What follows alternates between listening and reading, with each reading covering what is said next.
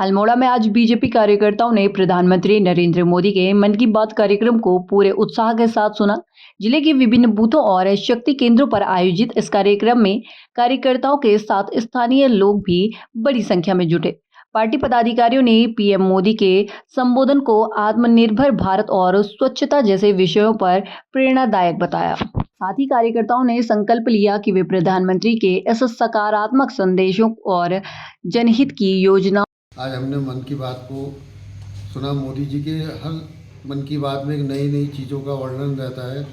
आज उन्होंने इस हिंदुस्तान में जो एक चीज़ के जो हम विदेशों में चीज़ों को देखते हैं उस चीज़ का आज वर्णन किया जो हमारे विभिन्न प्रदेशों में बन रहा है। और हम कोशिश करेंगे कि अपने प्रदेश उत्तराखंड में भी हम इस चीज़ों को लागू करवाएं, लोगों को प्रोत्साहित करें और सरकार भी इस चीज़ में सहयोग करेगी। हमने इस बात से बहुत प्रोत्साहित भी हुए हैं और नरेंद्र मोदी जी की बातों से हमें हर एपिसोड में हमको अच्छा एक विजन भी मिलता है। आज मोदी जी की मन की बात का 133वां संस्करण भारतीय जनता पार्टी के सभी कार्यकर्ताओं द्वारा यहाँ सुना गया और निश्चित रूप से यह कार्यक्रम जो हमारे कार्यकर्ता हैं, जो आम जनता है, उनमें नई नई चीज़ों का जो नई नई चीज़ें हैं समाज में जो अलग अलग क्षेत्रों में काम कर रहे हैं उनकी उपलब्धियों को लेकर विचार मोदी जी के आते हैं। उसके अलावा सोलर ऊर्जा का आज उन्होंने बहुत अच्छा विचार लगाया है, क्योंकि जिस प्रकार पूरी दुनिया तेल के जो संकट से गुजर रही है, सोलर उसका एक समाधान हो सकता है। उसके अतिरिक्त जो बांस की खेती के बारे में उन्होंने आज बताया और जो हमारे अभी एक और विषय उन्होंने ब्राज़ील में खाने को लेकर उन्होंने विषय रखा। तो ऐसे कई विषय हैं जो लगातार मोदी जी इस मन की बात कार्यक्रम के माध्यम से रखते हैं और लगातार कार्यकर्ताओं और भारतीय जनता पार्टी के लोग। तालाडुंगी में वन विभाग के जाबाज कर्मवीरों के सम्मान में आज एक भव्य कार्यक्रम आयोजन किया गया। भाजपा नेता मनोज पाठक की इस अनूठी पहल के तहत जंगल और वन्य जीवों की रक्षा करने वाले सेवारत और सेवानिवृत्त कर्मचारियों को सम्मानित किया गया। इस कार्यक्रम में विशेषज्ञों ने पर्यावरण संतुलन और मानव वन्य जीव संघर्ष की चुनौतियों पर भी चर्चा की। क्योंकि जो वन में काम करने वाले, विषम परिस्थिति में काम करने वाले लोग हैं, वो खासतौर से समाज के लिए नेग्लेक्टेड लोग समझते हैं। लेकिन मनोज पाठक जी ने जो आज पहल की है, ये अपने आप में एक बहुत ही अच्छा उन्होंने शुभ संकेत है और उनको इस बात के लिए साधुवाद है।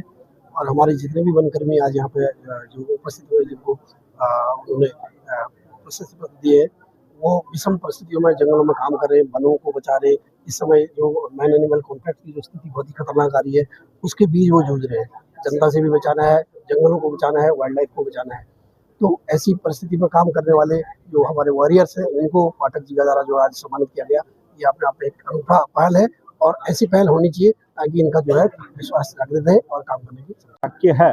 लेकिन इस वाक्य को जीवन व्यवहार में उतारने के लिए यदि नज़दीक से देखते हैं तो वो प्रत्यक्ष में अनुभूति उनके जीवन के उनके अनुभवों से सीखा जा सकता है, देखा जा सकता है। नज़दीक में भी हम जाते हैं, किसी परिवार में यदि एक छोटा सा सांप आता है तो किस तरह की भयावह की स्थिति हो जाती है और अनिश्चितता की स्थिति बन जाती है। उस सबको बहुत वस्तु स्थिति को सबको राहत की सांस देने के लिए हमारी टीम वन विभाग की जो पहुंचती है, वो निष्ठा से काम करती है। यही नहीं, अपने जीवन को जीने के लिए प्राणवायु की को संरक्षित करने के लिए अपना जीवन पूरा लगाते हैं। ऐसे श्रेष्ठ नायकों को आज सम्मानित करने का अवसर मिल रहा है। श्रेष्ठ मुझे अच्छी अनुभूति होती है और साथ ही जिन लोगों ने यहाँ पर आकर के हम सबको आशीर्वाद दिया, उसके लिए भी बहुत वंदन। देहरादून के हाथीबड़कला में कैबिनेट मंत्री गणेश जोशी ने कार्यकर्ताओं के साथ पीएम मोदी के मन की बात का 113वां संस्करण सुना। इस दौरान मंत्री जोशी ने कहा कि प्रधानमंत्री का ये संबोधन देशवासियों के लिए प्रेरणा का सबसे बड़ा स्रोत है। उन्होंने आत्मविश्वास, भारत और विज्ञान के क्षेत्र में बढ़ती देश की उपलब्धियों को गौरवशाली बताया। साथ ही मंत्री जोशी ने आम जनता से भी आह्वान किया कि वे इस कार्यक्रम से जुड़कर राष्ट्र निर्माण में अपनी सक्रिय भागीदारी सुनिश्चित करें। प्रधानमंत्री की मन की बात का 133वां एपिसोड सुनने का मौका मिला, जिसे अपने कार्यकर्ताओं के साथ हमने सुना है। और जितनी बार आप मन की बात सुनते हैं, कुछ ऐसे नए विषयों की जानकारी हमको होती है जो हमें पहले नहीं होती। इसलिए मैं देशवासियों से, प्रदेशों से अनुरोध करता हूँ, सिर्फ 30 मिनट का समय लगता है, और आप मन की बात को अवश्य सुने और उसका लाभ अपने जीवन में उठाएं। यही मैं लोगों से निवेदन करना चाहूँगा, क्योंकि मैंने जितनी बार भी मन की बात सुनी है, कुछ ऐसे विषय जिनको हम तक नहीं जानते, आज तक नहीं जानते थे, हमारी जानकारी में। हल्द्वानी के सुभाष नगर में फायरिंग की सनसनीखेज वारदात से उस वक्त हड़कंप मच गया जब मनीष परिहार नाम के आरोपी ने कमल परमार नाम के व्यक्ति के घर पर ताबड़तोड़ फायरिंग की, जिसमें कमल और उसका पोता बाल बाल बचे हैं। मामले की गंभीरता को देखते हुए एसएसपी नैनीताल के निर्देश पर पुलिस ने त्वरित कार्यवाही की और आरोपी को गिरफ्तार कर लिया। पुलिस ने आरोपी के पास से वारदात में इस्तेमाल रिवॉल्वर और कारतूस भी बरामद किए हैं। फिलहाल पुलिस हमले के कारणों की जांच कर रही है। पीएचक्यू द्वारा एक ऑपरेशन प्रहार अभियान चल रहा है, उसमें एसएसपी नैनीताल महोदय के नेतृत्व में लगातार कार्रवाई जारी है। कल एक सूचना मिली थी, हल्द्वानी क्षेत्र में एक फायरिंग की घटना हुई है, जिसमें तत्काल एक टीम का गठन किया गया था, जिसमें हमारे एंटरटेनिंग अंकित और कोतवाल विजय मेहता के नेतृत्व में टीम गठन हुआ था। ये मौके पे जाके इन्होंने वेरीफाई किया, सीसीटीवी कैमरे आदि जो लोग वहाँ थे उनसे पूछताछ की, तो प्रकाश में आया कि एक फायरिंग का इंसिडेंट हुआ है और इसमें अभियुक्त की पहचान करते हुए अब उसको हिरासत लिया गया, अभियोग पंजीकृत कर उसकी गिरफ्तारी आज कर दी गई है और उसको माननीय न्यायालय के समक्ष प्रस्तुत किया जा रहा है। आज से एक .32 बोर का रिवॉल्वर मिला है और एक खोखा कारतूस मौके से बरामद हुआ है। इसके द्वारा पूछताछ में बताया गया कि एक विशाल नाम का व्यक्ति है, जिसके साथ इसका लेन देन का कोई मैटर चल रहा था, जिससे परेशान होकर इसने उसके ऊपर फायरिंग करने का प्रयास करना था, बट वो फायरिंग उसके घर पे न करके डूंगर सिंह परमार उनके घर पे इसके द्वारा फायरिंग की गई। कैबिनेट मंत्री खजानदास के बेटे की शादी विवादों से घिर गई है। हरिद्वार के राजाजी टाइगर रिजर्व सुरक्षित सुरेश्वरी देवी मंदिर में शादी की भव्य तैयारियों पर वन विभाग ने कड़ा रुख अपनाया है। भारी भरकम पंडाल और लाउडस्पीकर की अनुमति न होने पर विभाग ने मंदिर समिति के खिलाफ मुकदमा दर्ज कर लिया है। मामले के तूल पकड़ते ही आनन फानन में पंडाल हटाया गया और मंत्री ने सादगी से शादी की रस्में पूरी की। मंत्री खजानदास ने इस पूरे घटनाक्रम को राजनीतिक साजिश करार देते हुए अधिकारियों पर जानकारी न देने का आरोप लगाया है। शिवम सैनी भैया। कहाँ से आए? छुटमलपुर से, सहारनपुर डिस्ट्रिक्ट, सहारनपुर यूपी से। मंदिर के दर्शन कर लिए आप? नहीं, अभी दर्शन के लिए आए थे, बोल रहे हैं कि रास्ते में आती है, अभी नहीं खुलेगा, नहीं जाने दे रहे हैं। कितना समय हो गया? हो गया भैया, 1 घंटे के लगभग हो गया। धीरे धीरे। कितने लोग हैं लगभग जो यहाँ पे? पूरी फैमिली आई हुई है, 7-8 लोग आए हैं, बहुत दूर से आए हैं और अब यहाँ गर्मी में खड़े कर रखे हैं इन्होंने। अब बोल रहे हैं अभी गेट नहीं खुलेगा। तो ऐसे कब तक खड़े रहेंगे?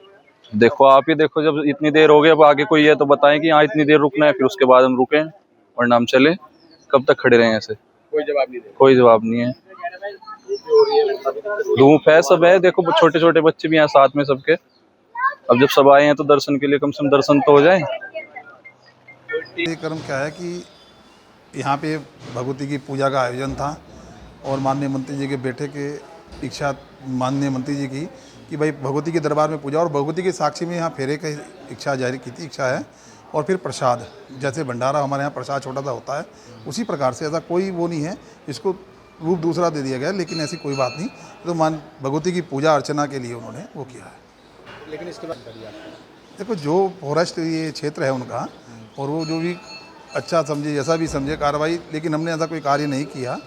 लेकिन वो जैसा अगर कोई है तो उसको कर सकते। लेकिन जिस पर जो है चलाए जाने से तो इतने बड़े स्वरूप। देखो, यहाँ गर्मी का स्वरूप है। जनरेटर तो ये है कि हमने यहाँ भाई गर्मी है तो पंखे के लिए यहाँ लाइट की व्यवस्था है नहीं, तो इसलिए वो साइलेंट आया था, लेकिन हमने उसको वापस करा दिया था। हाँ, देखिए, मैं कहना चाहूँगा कि मैं 10-11 साल से माँ सुरेश्वरी के दरबार में आ रहा हूँ और मेरा बेटा छोटे वाला एक बार आया था, उसको शारीरिक कष्ट हुआ था।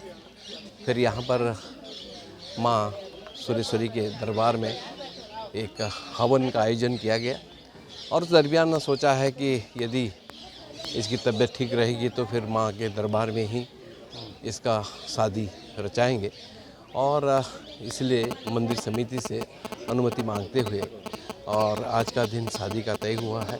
मैं यहाँ पर भी आया था और निदेशक वन वो उस दिन यहाँ पर थे, उनको भी मैं आमंत्रित किया और वहाँ दिखाया भी गया कि हम यहाँ पर शादी का आयोजन किया। मंदिर समिति का ऐसा नहीं कि मंदिर समिति की ही अनुमति से हुआ है, ये उन्होंने भी हामी भरी किंतु मुझे लगता है कि कुछ जिस तरह से राजनीतिक साजिशन के तहत इस तरह का जो आरोप प्रत्यारोप लग रहे हैं, ये दुखद है, चिंताजनक विषय है।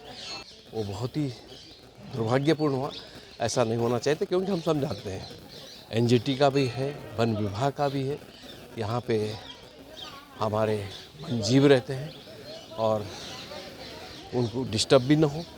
और इस तरह से मेरी मंशा ये नहीं थी। अगर पहले से ही मुझे निदेशक बता देते कि यहाँ पर नहीं हो सकता, तो जब शोरगुल नहीं कुछ है, यहाँ पे हज़ारों की संख्या में दर्शक आते हैं, बड़े बड़े दूर से आते हैं, अन्य प्रदेशों से आते हैं और फिर उसके बाद यहाँ पे दर्शन करते हैं और अपने घर की ओर चले जाते हैं। तो मुझे लगता है कि अगर थोड़ा पहले ही बता देते कि हम नहीं कर पाएंगे, तो और भी मंदिर हैं, शांति कुंज है, और भी ऐसा नहीं था। परंतु माता का आशीर्वाद उस बच्चे पर रहा है और आज स्टैंड कर रहा है कि आज शादी लायक यहाँ पर हैं। तो इसीलिए एक मेरा ध्येय था, इस माँ की कृपा से वो ठीक भी है और आज शादी भी। उत्तराखंड में भीषण गर्मी और हीट वेव को देखते हुए शिक्षा विभाग ने स्कूलों के समय में बड़ा बदलाव किया है। नए आदेश के मुताबिक अब स्कूल सुबह 7 बजे से खुलेंगे, लेकिन इस फैसले ने कई नई बहस छेड़ दी है।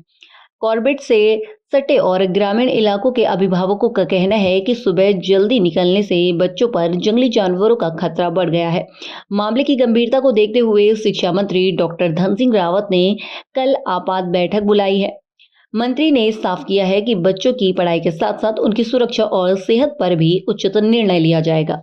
क्षेत्रों से भी जहाँ पे ऐसा है, स्कूलों में तो गाड़ियाँ आती हैं, लेकिन टेढ़ा इधर ऐसे क्षेत्रों में ऐसा है कि NEP 2020 में अब 240 दिन पढ़ाई अनिवार्य है और पर डे जो है बच्चों के वादन भी फिक्स हो गए हैं।